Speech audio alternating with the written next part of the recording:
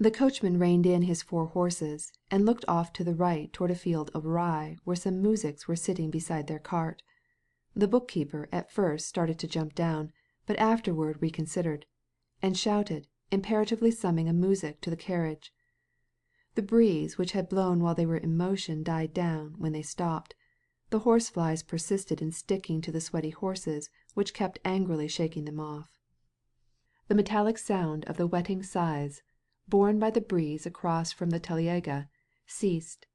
One of the peasants got up and came over to the calash. "Say, hurry up!" cried the bookkeeper, angrily, to the moujik, who, in his bare feet, came leisurely along the ruts of the dry and little-travelled road. "Come here." The old man, whose curly hair was bound round with a piece of bast, and whose bent back was black with perspiration, quickened his step, and came up to the calash and took hold of the rim with his sunburned hand. "Vozdvizhenskoye? The manor house? To the count's?" he repeated. "Why, all you have to do is to drive up on the hill, first turn to the left, then straight along to the prospect, and that'll bring you there. Who do you want? The count himself?" "Do you know whether they are at home, Golubchik?" asked Darya Alexandrovna, not mentioning names, for she did not know how to ask for Anna even of a moujik.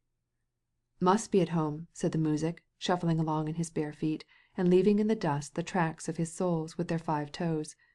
"They must be at home," he repeated, evidently liking to talk. "This afternoon some new guests came. Guests! Such quantities of them! What do you want?" he cried, addressing his comrade, who shouted something from the cart. "They've all been out on horseback. We saw them go by.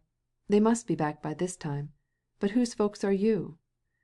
"We have come from a long way," said the coachman, climbing up on the box. "So then, it's not far."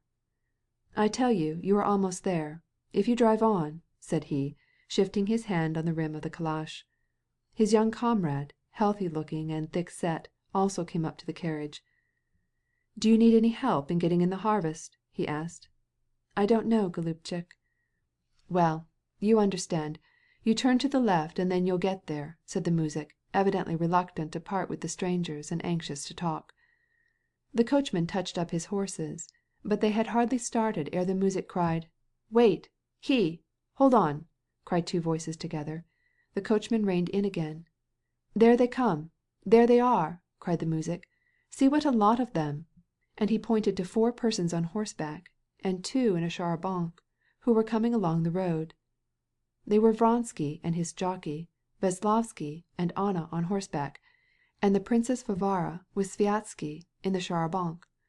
They had been out to ride and to look at the operation of some newly imported reaping machines. When the carriage stopped, the riders were all walking their horses. In front rode Anna with Veslovsky. Anna rode at an easy gait on a little stout English cob with a cropped mane and a docked tail. Her pretty head, with her dark ringlets escaping from under a tall hat, her full shoulders, her slender waist in a tightly fitting amazonka, and her whole easy, graceful horsemanship, surprised Dolly. At first it seemed to her unbecoming for Anna to be riding horseback. Darya Alexandrovna connected the idea of horseback riding for ladies with the idea of light, youthful coquetry, which seemed to her did not accord well with Anna's position. But as she examined her more closely, she immediately became reconciled to her going on horseback. Notwithstanding all her elegance, everything about her was so simple, easy, and appropriate in her pose and in her habit and in her motions, that nothing could have been more natural. Next to Anna, on a gray, fiery cavalry horse, rode Vasenka Veslovsky, thrusting his fat legs forward and evidently very well satisfied with himself. He still wore his Scottish cap with its floating ribbons, and Darya Alexandrovna could hardly restrain a smile of amusement when she saw him. Behind them rode Vronsky on a dark chestnut horse of purest blood, which was evidently spoiling for a gallop. He was sawing on the reins to hold him back. Behind them came a little man in a jockey's livery. Sviazhsky and the princess in a new char à banc, drawn by a plump raven-black trotter, brought up the rear. Anna's face, as she recognized Dolly in the little person curled up in a corner of the old carriage, suddenly grew bright with a happy smile, and, uttering a cry of joy, she put her cob to a gallop. Riding up to the calash, she leapt off the horse without anyone's aid, and, gathering up her skirts, ran to meet her. "I thought so, and did not dare to think so. What pleasure! You can't imagine my joy," she said, pressing her face to Dolly's, kissing her, and then holding her off at arm's length and looking at her with an affectionate smile. "What a pleasure, Alexey!" she said, glancing at Vronsky, who had also dismounted and was coming toward them. "What a piece of good fortune!" Vronsky came up, raising his tall gray hat. "You can't imagine what delight your visit gives us," said he, in a tone which conveyed a peculiar satisfaction, and with a smile which displayed his strong white teeth. Vasenka, without dismounting from his horse, took off his beribboned cap and waved it gaily round his head in honor of the guest. "This is the Princess Varvara," began Anna, in reply to a questioning look of Dolly, as the char blanc came up. "Ah," replied Darya Alexandrovna, and her face showed involuntary annoyance. The Princess Varvara was her husband's aunt, and she knew her of old and did not esteem her. She knew that she had lived all her life long in humiliating dependence on rich relatives, and the fact that she was living at Vronsky's, at the house of a stranger to her, insulted her through her husband's family. Anna noticed the expression of Dolly's face, and was confused. She blushed, and, dropping the train of her Amazonka, she tripped over it. Darya Alexandrovna went over to the char blanc when it had stopped and coolly greeted the Princess Varvara. Sviazhsky was also an acquaintance. He asked after his friend Levin and his young wife. Then, casting a fleeting glance at the oddly matched horses and the patched side of the old carriage, he proposed that the ladies should get into the char blanc. "I will take this vehicle to go home in. The horse is quiet, and the princess is an excellent driver." "Oh, no," interrupted Anna, coming up. "Remain as you are. I will go home with Dolly in the calash." Darya Alexandrovna's eyes were dazzled by the unexampled elegance of the carriage and the beauty of the horses, and the refined brilliancy of the company around her. But more than all she was struck by the change that had taken place in her old friend, her dearly beloved Anna. Any other woman less observant and unacquainted with Anna in days gone by, and especially any one who had not been under the sway of such thoughts as had occupied Darya Alexandrovna on the way, would not have noticed anything peculiar about Anna. But now Darya Alexandrovna was struck by the transient beauty characteristic of women when they are under the influence of love, and which she detected now in Anna's face. Everything about her face was extraordinarily fascinating. The well-defined dimples in her cheeks and chin, the curve of her lips, the smile which, as it were, flitted over her features, the gleam in her eyes, the gracefulness and quickness of her movements, the richness in the tones of her voice, even the manner with which she, with a sort of sternly affectionate manner, replied to Veslovsky, who had asked permission to ride her cob so as to teach it to gallop by a pressure of the leg. It seemed as if she herself was aware of this and rejoiced in it. When the two ladies were seated together in the calash, they both suddenly felt a sense of constraint. Anna was confused at the scrutinizingly questioning look which Dolly fixed on her, and Dolly because she could not help feeling ashamed of the dirty old calash in which Anna had taken her seat with her. The coachman, Philip, and the bookkeeper experienced the same feeling. The bookkeeper, in order to hide his confusion, fidgeted about in helping the ladies to be comfortably seated, but Philip, the coachman, frowned and was loath to acknowledge any such superficial superiority. He put on an ironical smile as he scrutinized the raven-black trotter harnessed to the char blanc, and decided in his own mind that the black trotter might do very well for a promenade, but he could not show 40 versts at a heat. The Muziks had left their telega, and gaily and curiously were watching the meeting of the friends and making their observations. "They seem tolerably glad, hadn't seen each other for some time," remarked the curly-haired old man. "There, Uncle Gerasim, that black gelding would haul in the sheaves lively." "Gyanka, look, is that a woman in trousers?" asked another, pointing at Veslovsky sitting on the side saddle. "Nay, Muzik, see how easy he rides." "Say, then, my children, we shan't get another nap, shall we?" "No more sleep now," said the old man, squinting his eyes and glancing at the sun. "Past noon. Look. Now get your hooks and to work." Anna looked at Dolly's tired, worn face, with the wrinkles powdered with dust, and was on the point of saying that she looked thin, but, realizing that she herself had grown more beautiful than ever, and that Dolly's eyes told her so, she sighed, and began to talk about herself. "You are studying me," she said. "You are wondering if I can be happy in my position. Well, what can I say? It is shameful to confess it, but I am unpardonably happy. What has happened is like a piece of enchantment, like a dream where everything was terrible, agonizing, and suddenly you wake up and realize that it was only a nightmare. I had been asleep. I had suffered awful agonies. And now that is all long, long past. And how especially happy I am now that we are together." And she looked at Dolly with a timid, questioning smile. "How glad I am," Darya Alexandrovna answered, more coldly than she wished. "I am glad for you. But why have you not written me?" "Why? Because I did not dare to. You knew my position." "Not dare? To me? If you knew how I—" Dolly was about to tell her about the reflections she had had on the journey, but somehow it did not seem to her to be the fitting place. "We will have our talk by and by," she added.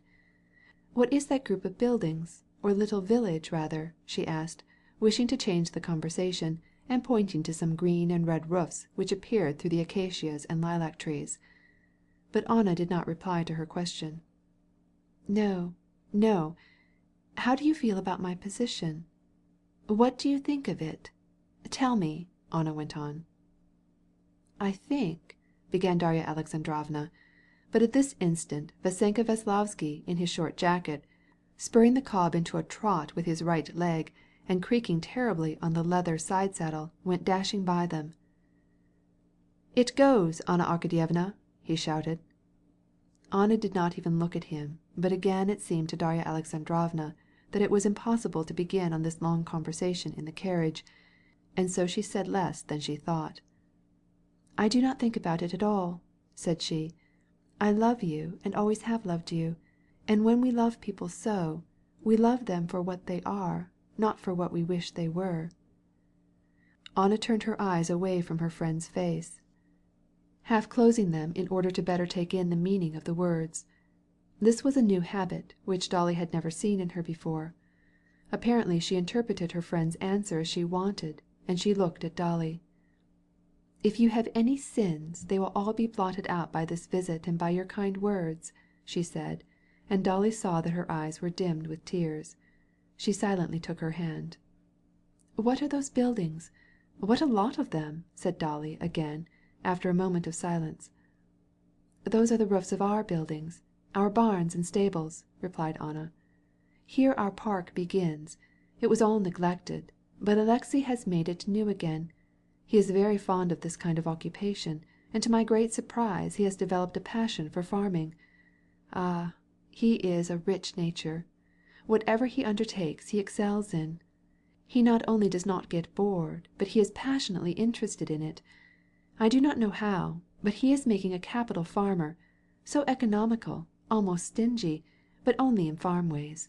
For things of other sorts he will spend 10,000 rubles and never give it a thought." She said this with that joyously crafty characteristic smile of women when they speak of the men they love, and the secret peculiarities which they alone know about. "Do you see that large building? That is a new hospital. I think it will cost him more than 100,000. It is his hobby just now. Do you know what made him build it? The peasants asked him to reduce the rent of some meadows, but he declined to do so, and I told him he was stingy. Of course, it wasn't altogether that, but everything taken together, so he began to build the hospital to prove my charge unjust. C'est une petitesse, perhaps, but I love him the better for it. Now in a moment you'll see the house. It was built by his grandfather, and the outside hasn't been changed at all." "How beautiful!" cried Dolly, with involuntary surprise at the sight of a stately home ornamented with columns and surrounded by a park filled with ancient trees of various shades of green. "Isn't it beautiful? And the view from the second story is magnificent." They came to the dvor, or court, paved with small stones and ornamented with flower beds. 2 workmen were at this moment surrounding a bed filled with loam and roughly trimmed stones. They stopped under a covered entrance. "Oh, they have already arrived," said Anna, as she saw the saddle horses being led away. "Isn't that horse a pretty creature? That cob, he is my favorite. Bring him here and give him some sugar. Where is the count?" she asked of the 2 servants in livery who came hurrying out to receive them. "Ah, here he is," added she, perceiving Vronsky with Veslovsky coming to meet them. "Where shall we put the princess?" asked Vronsky of Anna, in French, and, without waiting for an answer, once more greeted Darya Alexandrovna, and this time he kissed her hand. "In the large balcony chamber, I suppose?" "Oh, no, that is too far off. Better put her in the corner chamber. We shall see more of each other. Come, come," she said, giving her favorite horse some sugar which the lackey had brought. "Et vous oubliez votre devoir," she added, turning to Veslovsky, who was already in the porch. "Pardon, je n'ai tout plein la poche," he replied, smiling, and thrusting his fingers into his waistcoat pocket. "Mais vous venez trop tard," she replied, wiping her hand, which the horse had mouthed in taking the sugar. Anna turned to Dolly. "You'll stay with us a long time," said she. "Only one day? That is impossible." "That is what I promised. And the children," answered the latter, ashamed at the wretched appearance of her poor little traveling bag, and at the dust with which she felt herself covered. "No, Dolly, Dushenka. However, we'll talk of that by and by. Come up to your room," and Anna conducted Dolly upstairs. The room was not the chamber of honor which Vronsky offered her, but one where she could be nearer Anna. But even this room, though they felt it needful to apologize for it, was furnished with a luxury such as she was not accustomed to, and which recalled the most sumptuous hotels that she had seen abroad. "Well, Dushenka, how glad I am," said Anna, seating herself for a moment in her riding habit. "Tell me about your family. I saw Stiva just an instant, but he could not tell me anything about the children. How is my darling Tanya? She must be a great girl." "Yes, very large," answered Dolly, laconically, astonished that she answered so coolly about her children. "We are all living charmingly with the Levins," she added.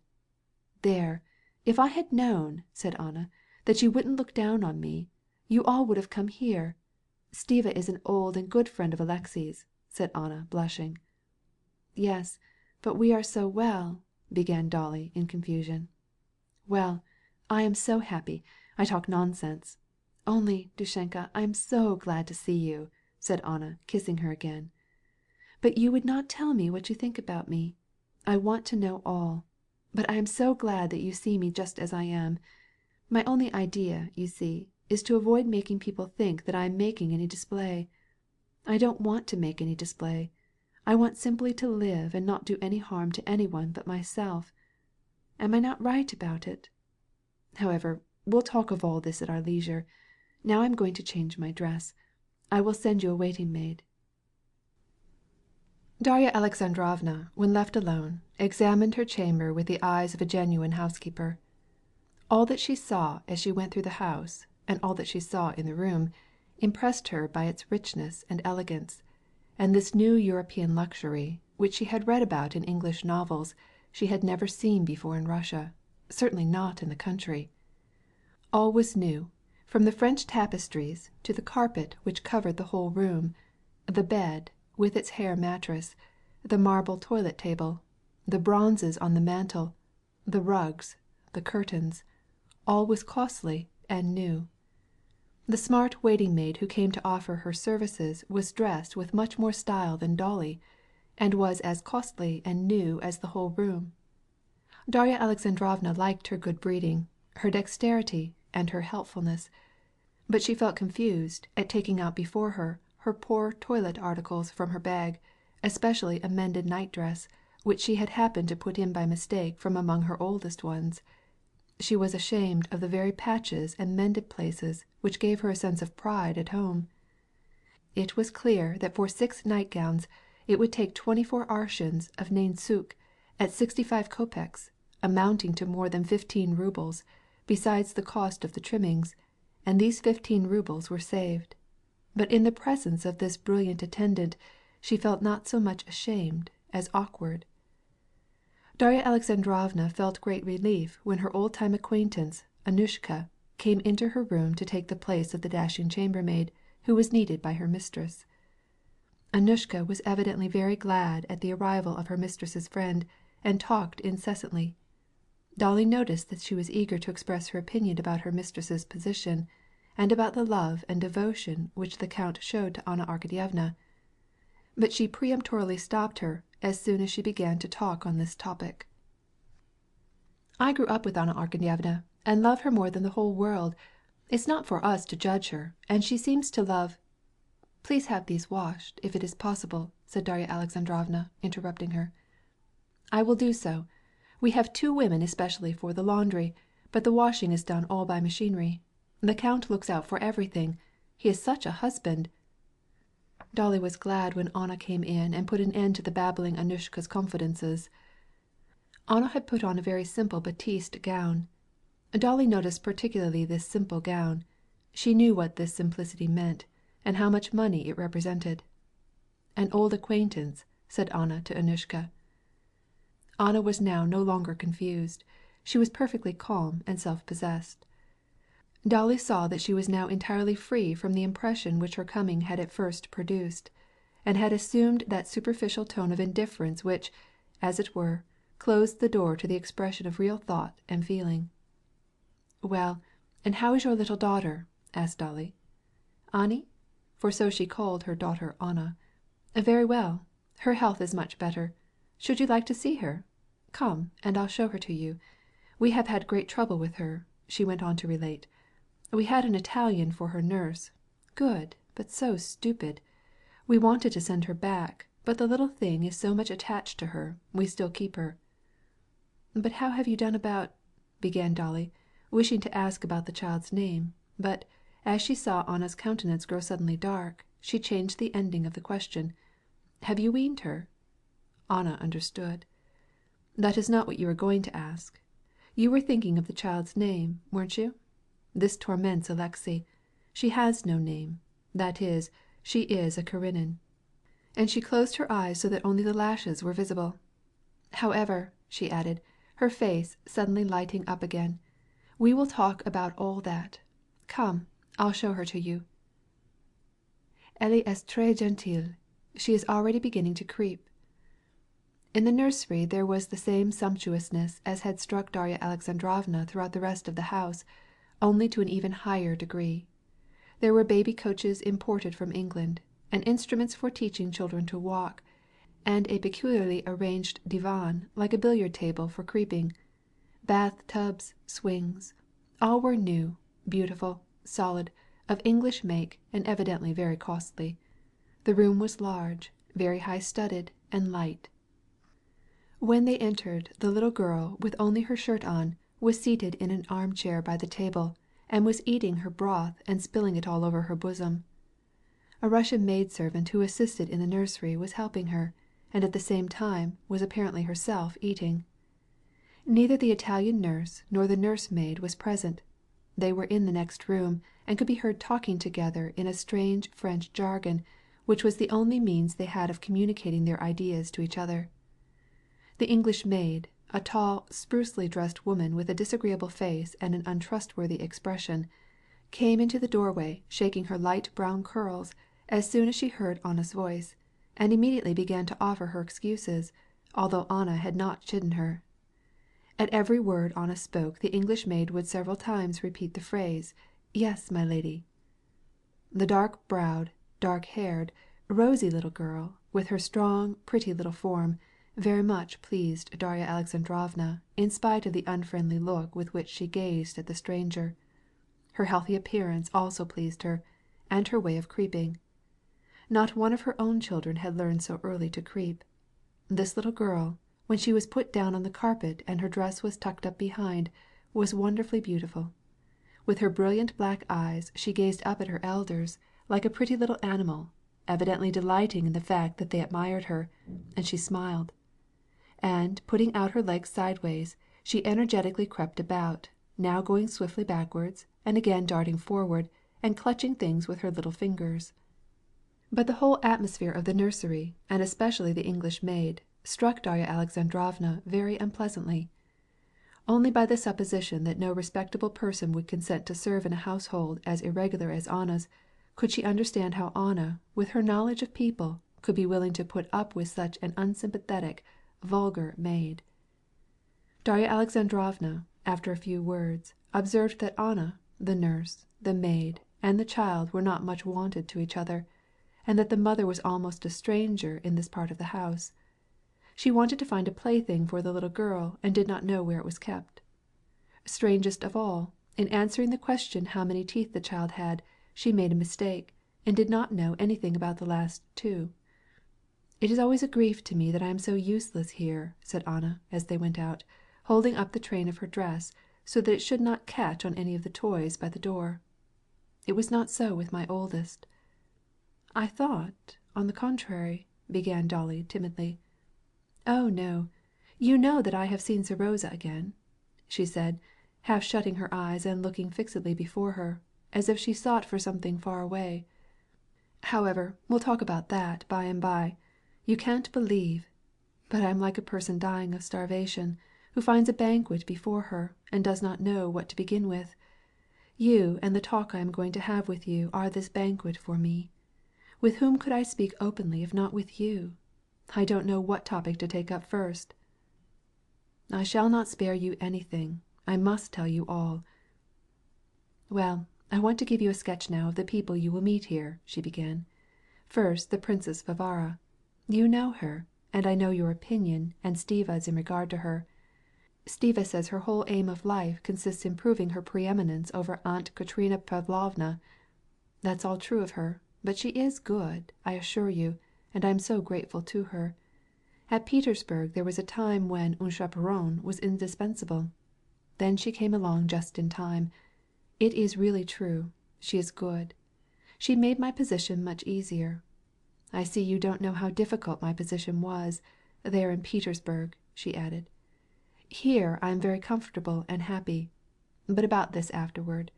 But I must tell you about our guests. Then there's Sviatsky. He is the marshal of the district, and a very clever man, and he needed Alexei for something. You see, with his fortune, now, as we live in the country, Alexei can wield a wide influence. Then Tushkevitch, you have met him. He was at Betsy's, but they sent him off, and he came to visit us. As Alexei says, he is one of those very agreeable men, if one takes him just as he wishes to appear. Et puis il est comme il faut, as the Princess Varvara says. And then Veslavsky, you know him. A very good young fellow," she said, and a mischievous smile curled her lips. "How about that absurd story he told of Levin? Veslavsky told Alexei, and we don't believe it. Il est très gentil et neuf," she added, with the same smile.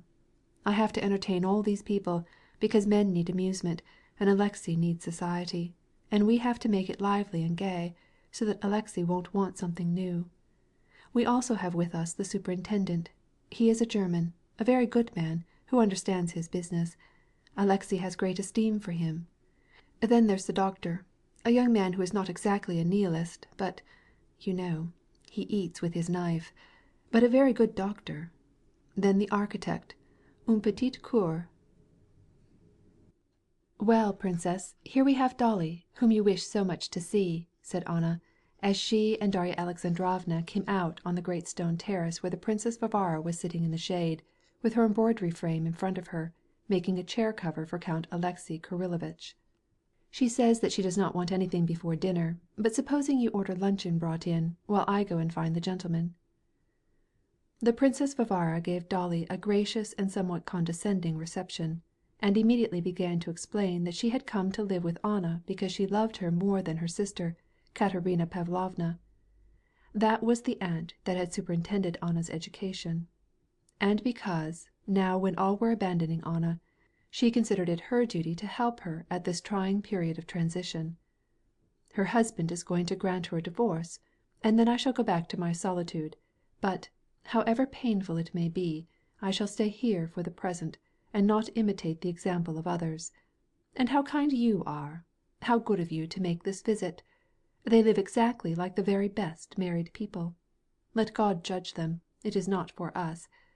It was just so with Berezovsky and Madame Avenev, and then Vasiliev and Madame Mamonov, and Liza Neptunova. You see, no one says anything about them, and in the end they will be received. And then, they have a perfect establishment, and the inside of their house is so charming, so stylish. It is altogether English. The family meets at breakfast and then separates. Every one does just as he pleases till dinner time. They dine at 7. Stiva did wisely to send you. He would better keep on good terms with them. You know the count has great influence through his mother and his brother. And then they do so much good. Has he told you about his hospital? Ça sera admirable. Everything from Paris." This conversation was interrupted by Anna, who returned to the terrace, followed by the gentleman whom she had found in the billiard room. Considerable time still remained before dinner. The weather was beautiful, and so various propositions were made for their amusement during the 2 hours before them. There was every facility for diversion there at Vozdvizhenskoye, and many of them were very different from what they had been at Pokrovskoye. "Une partie de lawn tennis," proposed Veslovsky, with his gay, contagious smile. "I'll take one side, with you again, Anna Arkadyevna." "No, it is hot. Suppose we go to the park, and take Darya Alexandrovna out in the boat to show her the landscape," said Vronsky. "I am agreeable to anything," said Sviazhsky.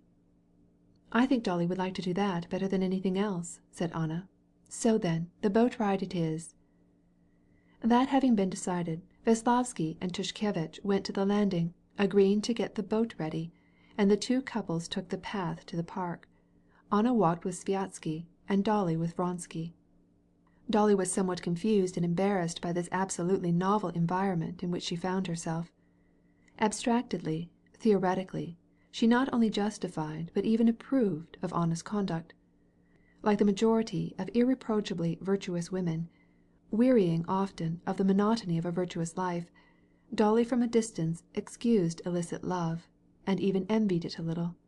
Moreover, she loved Anna with all her heart.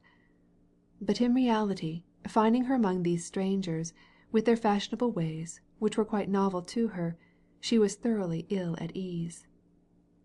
Especially odious to her was it to see the Princess Varvara forgiving everything, because she could thereby share in her niece's luxury.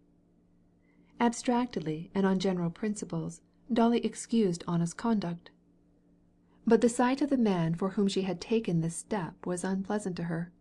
Moreover, Vronsky was not congenial to her at any time. She thought him haughty, and could see no reason except his wealth to justify his haughtiness. But in spite of all her willpower, there in his own establishment he more than ever impressed her with a sense of his importance, and she could not feel at ease with him. She felt just as she had felt when the maid took the nightgown from her valise. Just as before the maid she had felt, not exactly ashamed, but awkward on account of the patches. So now with Vronsky she felt all the time, not exactly ashamed, but uncomfortable. Dolly felt confused and cast about in her mind for something to talk about. Although she felt sure that he with his pride might be displeased if she praised his house and park, nevertheless, finding no other topic of conversation, she remarked that she liked his house very much. "Yes, it is a very handsome building, and in good old style," replied the count. "I liked the court in front of the steps. Was it always so?" "Oh, no," said he, and his face shone with satisfaction. "If you had only seen it in the spring!" And at first coldly, but warming as he went on, he pointed out to Dolly the many improvements that he had made in the house and park. It was evident that Vronsky, having consecrated much labor to the improvement and beautification of his establishment, really felt the need of appreciation from some new person, and that he was not a little gratified at Darya Alexandrovna's praise. "If you would like to look into the hospital, and are not tired, we might go that way. It is not far. Come, let us go. Shall we, Anna?" "Yes, shall we not?" she said, turning to Sviazhsky. "Mais il ne faut pas laisser les pauvres Veslovsky et Tushkevitch se morfondre là dans l'habitude." "We must send word to them. Yes, this is a monument which he will leave here," she said to Dolly, with the same shrewd knowing smile on her face as when she first spoke of the hospital. "Oh, capital work," said Sviazhsky, and then, not to seem assenting from mere politeness, he added, "I am surprised, Count, that you, who are doing so much for the peasants' sanitary advantage, are so indifferent to schools." "C'est devenu tellement commun. Les écoles," replied Vronsky. "You must know that I do this to amuse myself. This is the way to the hospital," said he, addressing Darya Alexandrovna, pointing to a side path which led from the avenue. The ladies put up their sunshades and walked along the side path. After making a few turns and passing through a wicket gate, Darya Alexandrovna saw before her on rising ground a large red building of complicated architecture not completely finished. The iron roof, not as yet painted, glittered in the sun. Near the hospital itself there was another building going up, in the midst of the woods, and the workmen in aprons stood on scaffoldings, laying the bricks, taking mortar from buckets and smoothing it with trowels. "How rapidly the work is going on," remarked Sviazhsky. "The last time I was here the roof was not in position." "It will be ready by autumn, for the inside is already nearly finished," said Anna. "And what is this other new building?" "A house for the doctor and a pharmacy," replied Vronsky, and, seeing the architect, in a short overcoat, approaching, he excused himself to the ladies, and went to meet him. Going round the mortar pit, from which the workmen were getting lime, he joined the architect, and began talking angrily with him. "The pediment will be much too low," he replied to Anna, who asked him what the discussion was about. "I said the foundation ought to be raised," said Anna. "Yes, of course, it would have been better, Anna Arkadyevna," said the architect. "Yes, it was a mistake." "Yes, indeed, I am very much interested in this," said Anna, in reply to Sviazhsky, who expressed his surprise that the architect spoke to her as he did. The new building must correspond with the hospital, but this was thought of afterward and begun without any plan. Having concluded his talk with the architect, Vronsky joined the ladies and conducted them into the hospital. Though on the outside they were already placing the cornices and were painting the lower part of the building, on the upper floors almost everything was done. They went up by a broad cast-iron staircase to the second story and entered the first great room. The walls were stuccoed for marble, the great glass windows were already in place. Only the parquetry floor was as yet to be finished, and the carpenters, engaged in planning the squares, left off their work, and, removing the tapes which bound their hair, greeted the visitors.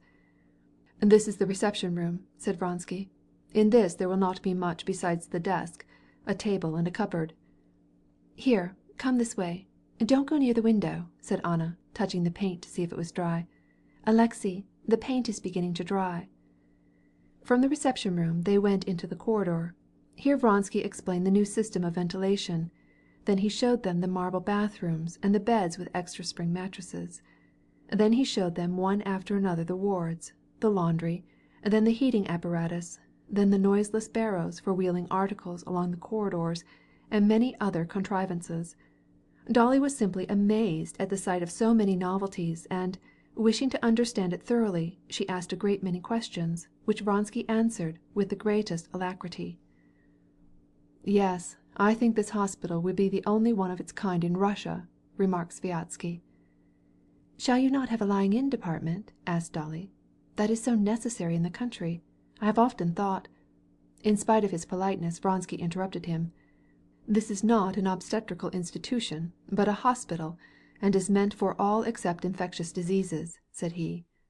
"And now look at this," and he showed Darya Alexandrovna a newly imported chair designed for convalescents.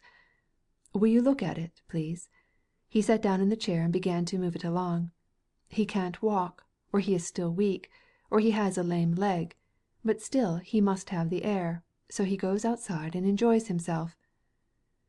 Darya Alexandrovna was interested in everything. Everything pleased her so much, but, more than all, Vronsky himself pleased her with his natural naïve enthusiasm. "Yes, he is certainly a good, lovable man," she thought, not listening to what he said, but looking at him and trying to penetrate his expression, and then momentarily looking at Anna. He pleased her so much with his animation that she understood how it was that Anna came to love him. "No, the princess must be tired and the horses will not interest her," said Vronsky to Anna, who had proposed to show Dolly the stable, where there was a new stallion that Sviazhsky wished to see. You go there, and I will escort the princess back to the house, and, if you please," added he to Dolly, "we will talk a little on the way, if that will be agreeable." "I know nothing about horses, so I shall very willingly go with you," said Darya Alexandrovna. She saw by Vronsky's face that he wanted something of her, nor was she mistaken. As soon as they had passed through the wicket gate again into the park, he looked in the direction where Anna was gone, and, having convinced himself that they were out of her sight and hearing, he began. "You have guessed that I wanted to talk with you," said he, looking at her with his smiling eyes. "I am not mistaken in believing that you are Anna's friend, am I?" He took off his hat and, taking out his handkerchief, wiped his head, which was growing bald. Darya Alexandrovna made no reply, and only gazed at him in alarm. Now that she was entirely alone with him, she suddenly felt terror-stricken. His smiling eyes and the stern expression of his face frightened her. The most diverse suppositions as to what he might be wanting to talk to her about chased one another through her mind. "Can it be that he is going to ask me to come with my children and make them a visit, and I shall be obliged to decline? Or is it that he wants me to find society for Anna when she comes to Moscow? Or is he going to speak of Vasenka Veslavsky and his relations to Anna? Or can it be about Kitty, and that he wants to confess that he was to blame toward her?" She thought over everything that might be disagreeable, but never suspected what he really wanted to talk with her about. "You have such an influence over Anna, and she is so fond of you," said he. "Help me."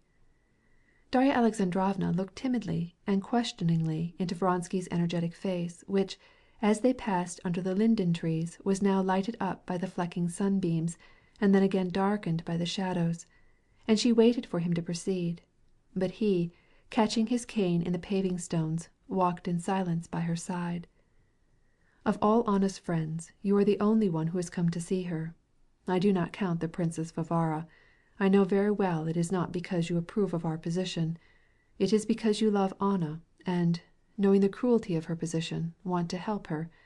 Am I right?" "Yes," said Darya Alexandrovna, shutting up her sunshade. "But—" "No," he interrupted, and he involuntarily stopped and obliged her to stop also, though he had no intention of putting his companion into an awkward situation. "No one feels more strongly and completely the cruelty of Anna's position than I do, and you will realize this if you will do me the honor to believe that I am not heartless. I am the cause of her being in this position, and therefore I feel it." "I understand," said Darya Alexandrovna, involuntarily admiring him for the honest and straightforward way in which he said this. "But for the very reason that you feel yourself the cause, I fear you are inclined to exaggerate," said she. "Her position in society is difficult, I admit." "In society it is hell," said he, frowning gloomily. "You can't conceive moral tortures worse than those which Anna endured at Petersburg during the fortnight we were there. I beg you to believe." "Yes, but here, and so far neither she nor you feel the need of a society life." "Society? Why should I need it?" exclaimed Vronsky scornfully. "Up to the present time, and perhaps it will be so always, you are calm and happy. I see in Anna that she is happy, perfectly happy, and she has already told me that she is," said Darya Alexandrovna, smiling. And while she spoke the doubt arose in her mind. Is Anna really happy? But Vronsky, it seemed, had no doubt on that score. "Yes, yes, I know that she has revived after all her sufferings. She is happy. She is happy now. But I," said Vronsky, "I am afraid of what the future has in store for us. Excuse me, do you want to go?" "No, it is immaterial." "Well, then, let us sit down here." Darya Alexandrovna sat down on a garden bench in a nook in the wall. He was standing in front of her. "I see that she seems happy," he repeated, and the doubt whether Anna was happy again rose in Darya Alexandrovna's mind more strongly than ever. But will it last? "Whether we did right or wrong is a hard question, but the die is cast," he said, changing from Russian to French, "and we are joined for life. We are joined by the ties of love. We have one child, and we may have others. But the law and all the conditions of our state are such that there are 1,000 complications, which Anna, now that she is resting after her afflictions and sufferings, does not see. and will not see. It is natural, but I cannot help seeing.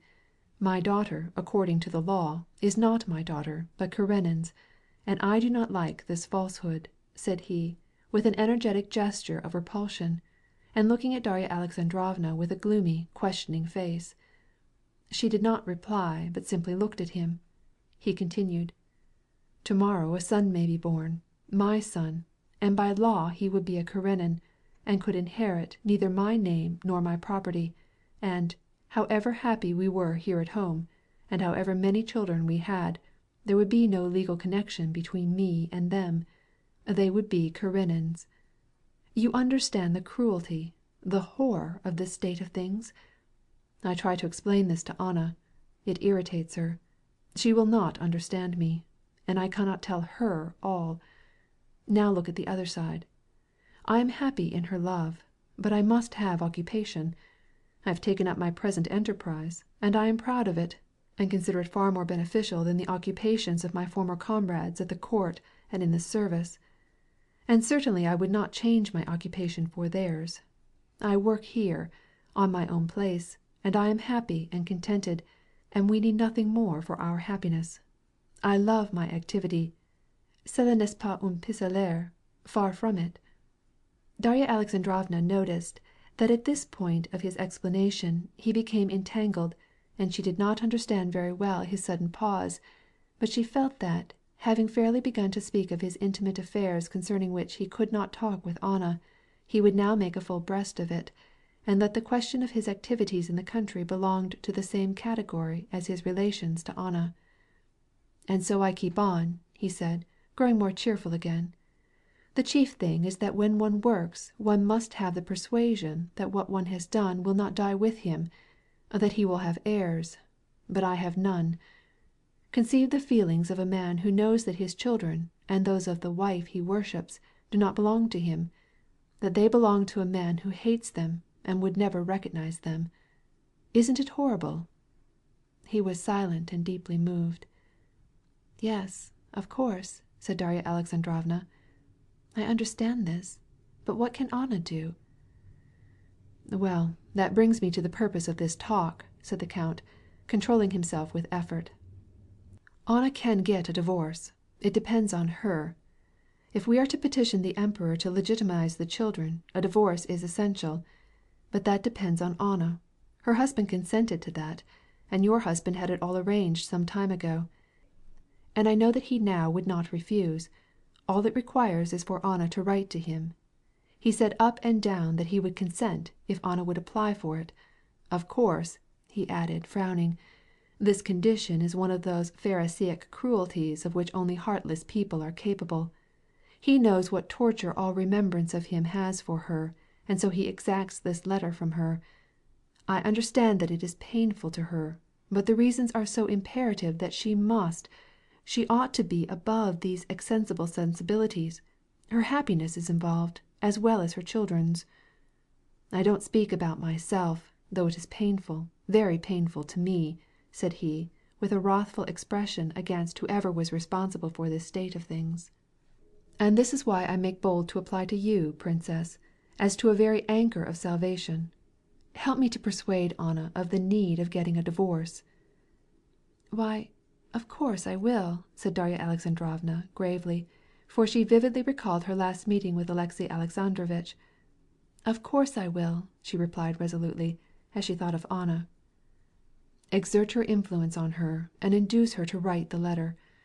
I do not wish, and indeed I find it almost impossible, to talk with her about this." "Very well, I will speak to her. But why does she not think of it herself?" asked Darya Alexandrovna, suddenly remembering Anna's strange new trick of half closing her eyes. And then it occurred to her that Anna did this especially when any reference was made to the more intimate side of her life. "She seems to try to shut her eyes to her whole life, as if to put it out of her mind," said Darya Alexandrovna to herself. "Yes, I will speak to her, certainly, both for your sake and for hers," repeated Dolly, in response to Vronsky's grateful look. And then they got up and went to the house. Finding Dolly already returned, Anna looked scrutinizingly into her eyes, as if she would read there a reply to her wonder what she and Vronsky had been talking about.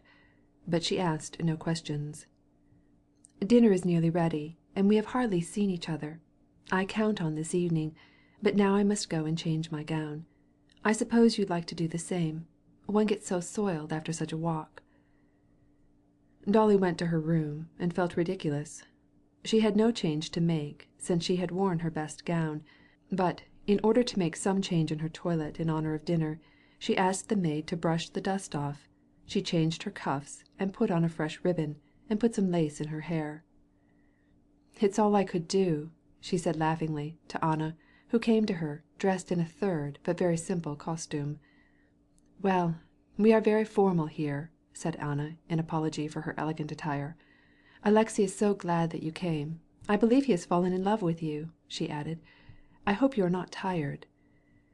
Before dinner there was no time for any talk. When they entered the drawing-room they found the Princess Varvara and the gentleman all in evening dress. The architect was the only one that wore a frock-coat. Vronsky presented the doctor and the superintendent to his guest. She had already met the architect at the hospital. A portly butler, wearing a stiffly starched white cravat, and with his smooth round face shining, came and announced that dinner was served, and the ladies stood up. Vronsky asked Sviazhsky to escort Anna Arkadyevna into the dining-room, and he himself offered his arm to Darya Alexandrovna. Veslovsky was quicker than Tushkevich in handing in the Princess Varvara, so that Tushkevich went with the doctor and the superintendent. The dinner, the service, the plate, the wine, and the dishes served, not only corresponded to the general tone of new luxury appertaining to the household, but seemed even more luxurious and elegant. Darya Alexandrovna took note of this splendor, which was quite new to her, and, as the mistress of an establishment of her own, she could not help making a mental inventory of the details, and wondering how and by whom it was all done. And yet she had no dream of introducing anything like it into her own home, which was conducted on a scale of far greater simplicity.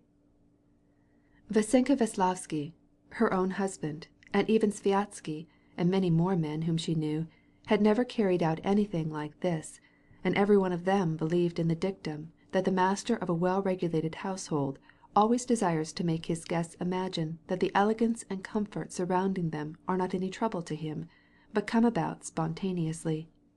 Darya Alexandrovna knew that even such a simple matter as providing kasha for her children's breakfast does not go of itself, and that all the more in such an elegant and complicated establishment there had to be some one in full and complete charge. And by the glances with which Alexei Kirillovitch took in the details of the table, and by the nods which he gave toward the butler, and by the way in which he offered Darya Alexandrovna the choice between botvinia and soup, she understood that everything was done under the direct superintendence of the master of the house. Anna had nothing more to do with it than Veslovsky had.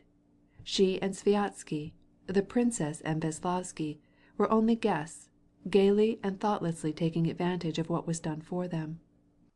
Anna was khozyaïka, or mistress of the household, only in the management of the conversation, and this conversation was very difficult at a small table among guests belonging to such different spheres of life as the superintendent and the architect, who were trying not to be dazzled by such unwonted splendor, and who were unused to taking part in general conversation. But Anna went through with her task with her usual tact and simplicity, and even with pleasure, as Darya Alexandrovna noticed. The conversation turned first on the way in which Tushkevich and Veslovsky had gone down alone to the boat, and Tushkevich began to speak of the recent yacht race under the auspices of the Petersburg Yacht Club. But Anna, taking advantage of the first pause, quickly turned to the architect in order to bring him out of his silence. "Nikolai Ivanovitch was surprised," said she, referring to Sviazhsky, "to see how the new building had grown since he was here last. But I myself am here every day, and every day I am surprised myself to see how fast it progresses." "It is good to work with His Excellency," said the architect, smiling. He had a sense of the dignity of his calling, and was a very worthy and self-possessed gentleman. "You don't do such work under government patronage. When they would write reams of paper, I simply lay the plan before the count, we talk it over, and 3 words decide it." American ways, suggested Sviazhsky, smiling. Yes, buildings there are raised rationally. The conversation then went off on the abuse of power in the United States, but Anna immediately started him on a third theme in order to bring out the superintendent from his silence. "Have you ever seen the steam reaping machines?" she asked of Darya Alexandrovna. "We had just been to see ours when we met you. I never saw one before." "How do they work?" asked Dolly. "Just like scissors. A plank and a quantity of little knives. Like this." Anna took a knife and fork into her beautiful white hands covered with rings and tried to show her. She apparently saw that she did not make herself very clear, but, knowing that she spoke pleasantly and that her hands were beautiful, she continued her explanations. "Better say penknives," said Veslovsky, with an attempt at a pun, and not taking his eyes from her. Anna smiled almost imperceptibly, but made no reply to his remark. "Am I not right, Karl, that they are like scissors?" she said, appealing to the director. "Oh, ja," replied the German. "Es ist ein ganz einfaches Ding." And he began to explain the construction of the machine.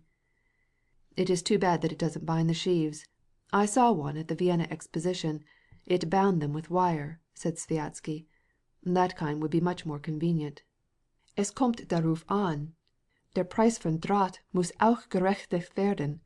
And the German, aroused from his silence, turned for confirmation to Vronsky. "Das lässt sich ausrechnen, erlaucht." The German put his hand into his pocket, where he kept a pencil and notebook, in which he had an exact statement, but suddenly remembering that he was at the dinner table, and noticing Vronsky's cold eyes fastened on him, he controlled himself. "So kompliziert, macht so viel Koplatz," he said in conclusion. "Wünscht man du Schatz, so hat man auch Koplatz," said Vassenka Veslovsky, making sport of the German. "J'adore le monde," he said, with a peculiar smile, turning to Anna. "Ça says," said she, with affected sternness.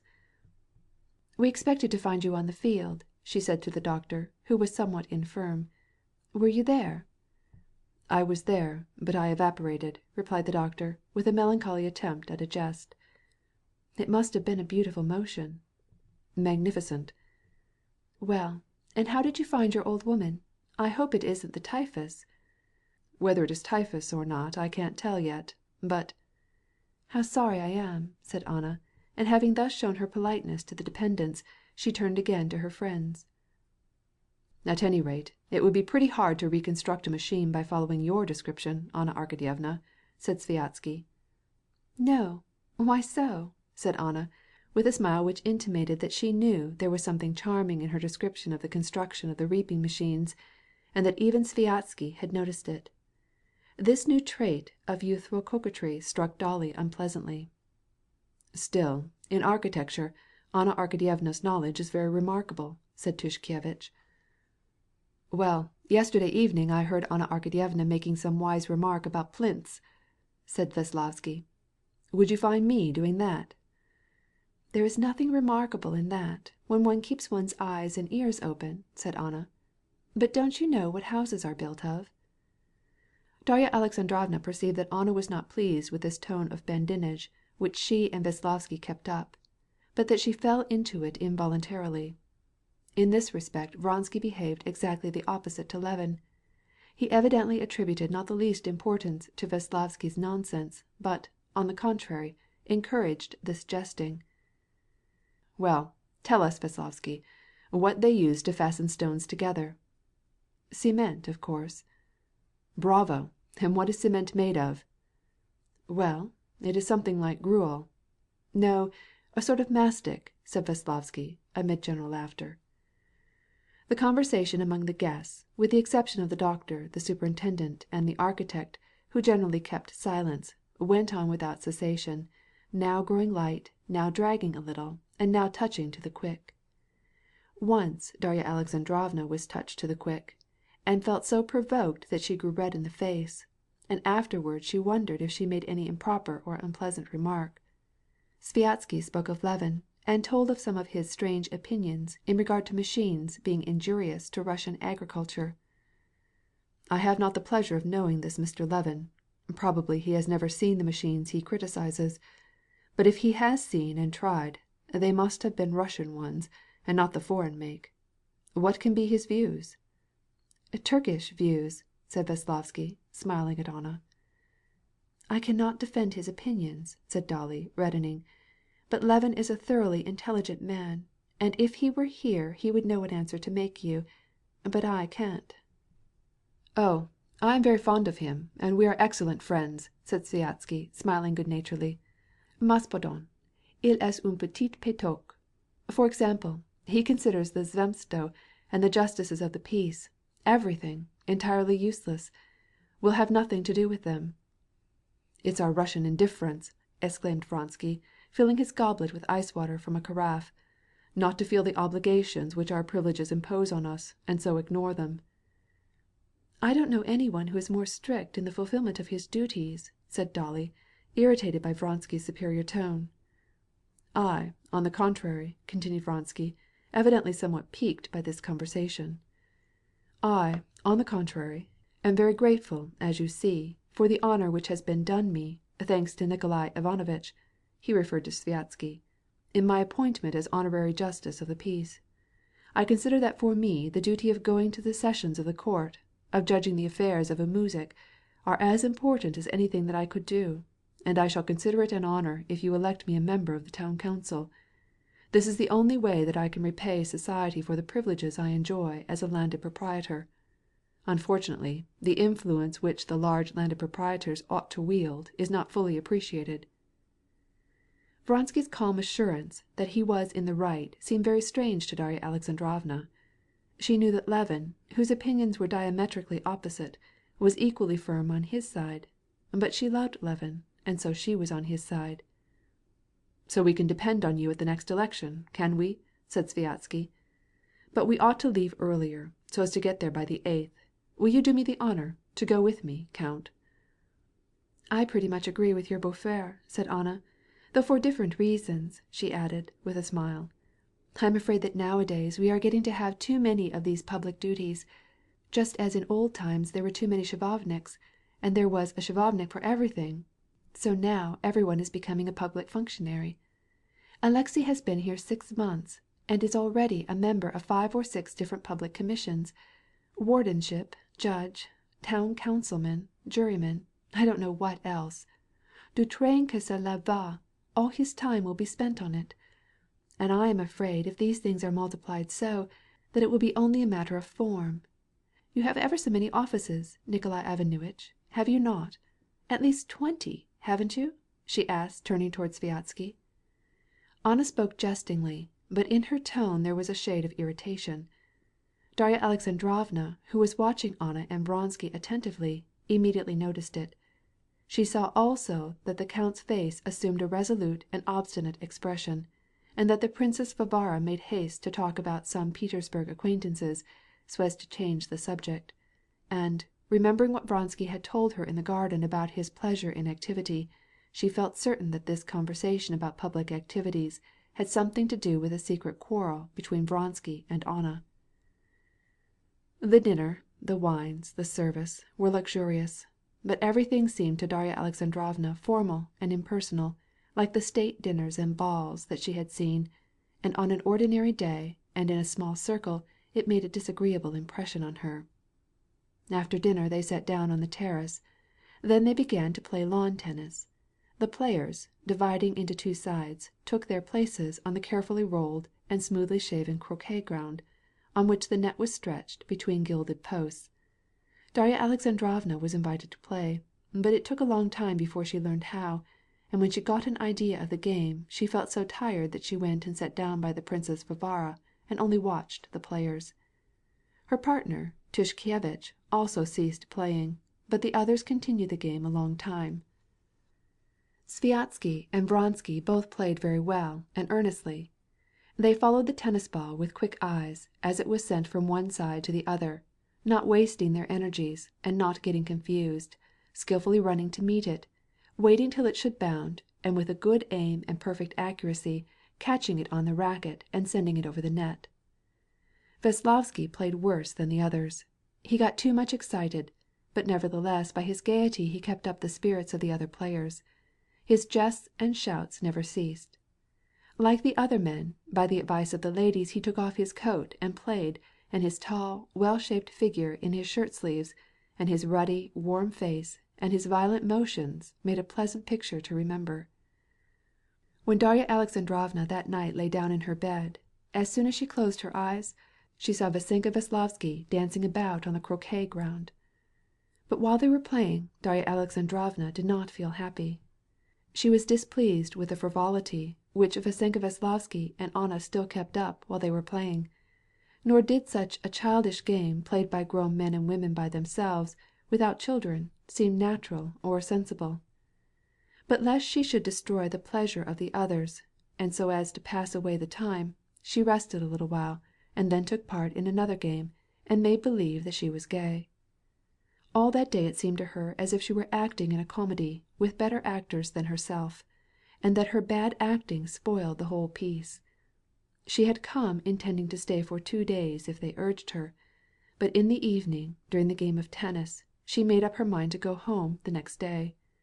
Those very same maternal cares which she had so hated as she thought them over during her journey, now, after 2 days' absence, presented themselves in another light, and began to attract her. When, after tea and after a moonlight row in the boat, she went alone to her room, took off her gown, and began to put up her thin hair for the night, she felt a great sense of relief. It was even unpleasant to think that Anna would soon be in to see her. She would have preferred to be alone with her thoughts.